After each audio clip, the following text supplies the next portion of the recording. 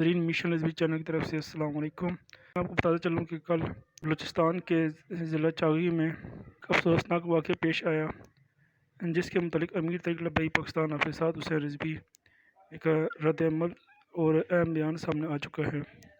مرکزی امیر طریق لبئی پاکستان علامہ حافظ سعد حسین رضوی کا چاغی واقعے پر رد عمل: چاغی میں ریاستی اداروں کی جانب سے طاقت کا استعمال قابل مذمت ہے۔ چاغی میں شہید ہونے والے ٹرک ڈرائیور اور متظاہرین کو انصاف ملنا چاہیے۔ مقتدر طبقات نے اپنے مفادات کے تحفظ کے لیے ریاستی اداروں کو ہونڈا فورس میں تبدیل کر دیا۔ اگر گزشتہ برس لاہور مسجد رحمت العالمین میں پرامن احتجاج کرنے والے شہریوں کے قاتلوں کو سزا مل جاتی تو آج چاغی میں یہ سانحہ نہ ہوتا۔ گزشتہ برس انہی ایام میں پیراملٹری فورسز اور سول ادارے ملک بھر میں ٹی ایل پی کارکنان کو مار رہے تھے، اور یہی لبرل جو خوشیاں منا رہے تھے، کچل ڈالو مار ڈالو کے نعرے لگا رہے تھے۔ ان سے سوال ہے کہ اس وقت قانون کی بالادستی اور انسانی حقوق کے معاملات کہاں تھے؟